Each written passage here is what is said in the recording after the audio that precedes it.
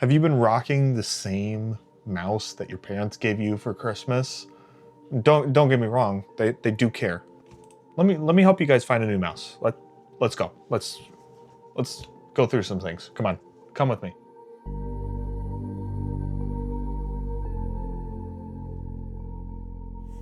Okay, so we have 3 different main grips, which is the first part to buying a new gaming mouse. So you have a claw grip that you could be using. If you're using that, note it. Palm grip. If you're using palm grip where the fingers are mostly flat, note that. Or if you're using fingertip grip where just the tips of your fingers are touching the mouse, note that as well, and we'll move on to the next step here. Okay, hear me out. It's really important. The next part is about aiming styles. So, do you aim like with your arm? Do you aim with like just your wrist? Do you aim with just your fingertips? Do you do a kind of a mixture of both, or all 3? Like what way do you aim? Sometimes that can influence it. So like, example, on my Crazy Light, it's easier to use your fingertips to aim and everything and alter the way your cursor moves across your screen because it's so light at like 36 grams. But with the Pulsar 10s, it's a little bit heavier. So maybe doing a little bit more of arm movements to move around the pad or less wrist movements to strain your wrist, that might influence which mouse you buy. Because if you're doing a lot of wrist movements, you shouldn't probably get a heavy mouse because it might prohibit your wrist from moving, or you might get wrist injuries, something like that. So that is something to keep in mind. That doesn't mean that you couldn't buy a heavier mouse. Like let's say you only get 2 hours gaming in a day. Guess what? A heavier mouse wouldn't be a bad option. But the Crazy Light is still there. Final Mouse mice are still there. I mean, at a large cost, at a large mouse, it's like 38 grams. It's not anything too terrible, but it does cost like $200. So you might want to throw those in the trash. Anyway, Pulsar makes size mini and size medium, really light solid shell mice that I can fully recommend for this part.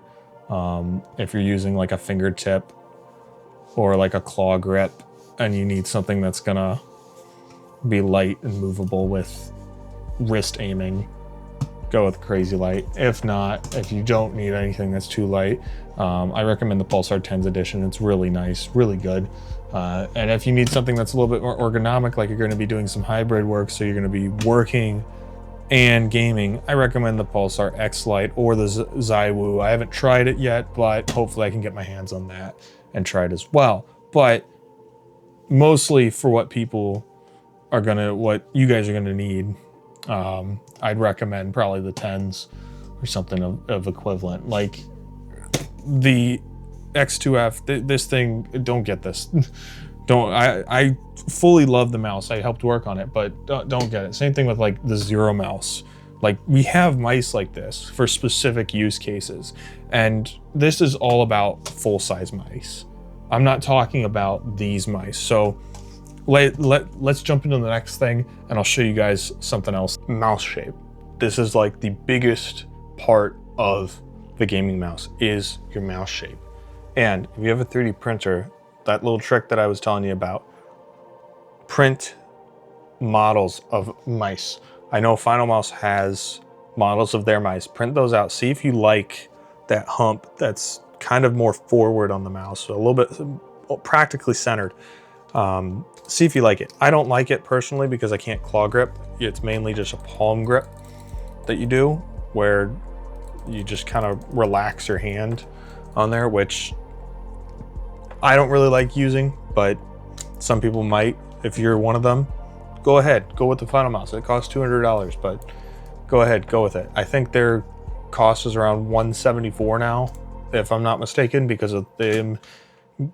They got a production facility and everything, so maybe viable, maybe to like where it's like Logitech type viable. Same thing with the Logitech. It's kind of centered for the G Pro Superlight, and that's not gonna be the mouse for everyone. I know a lot of people say that, okay? Don't get me wrong.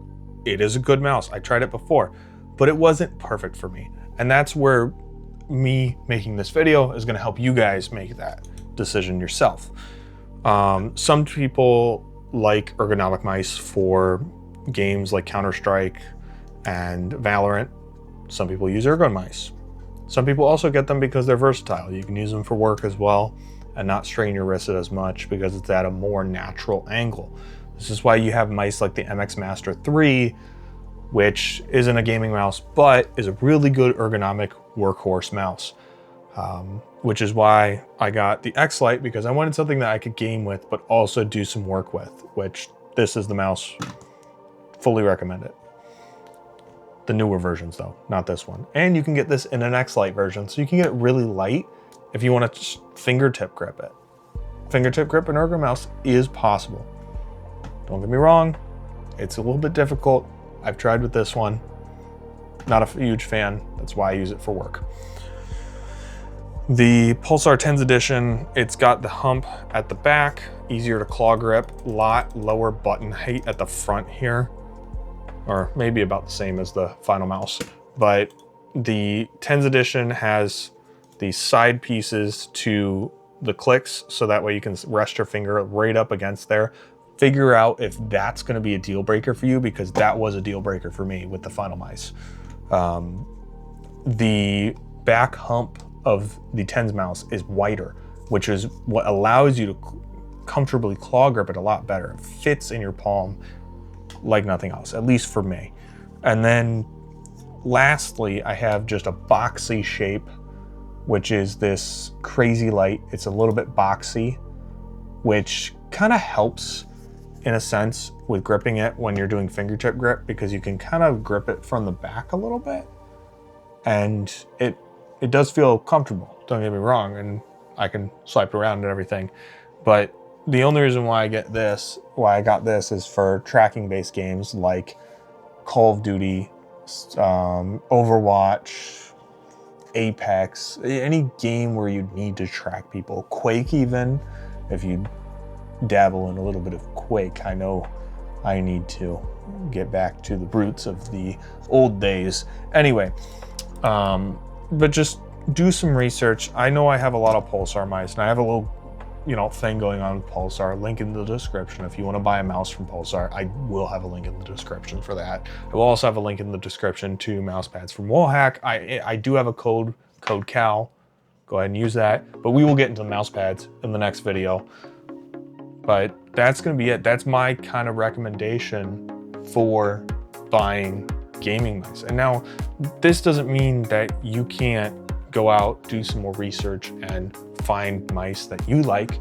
But this is just a kind of basic overview of how I kind of choose my mice, and how I believe people should choose their mice going forward is based on shape, the way you hold it, and what you're using it for, really, is what it comes down to. Be sure to like, comment, subscribe, and if you made it to the end of the video and you're still here, be sure to comment what you guys want me to do next. I need some ideas. Come on. I ain't gonna sit here all day and create ideas in my head.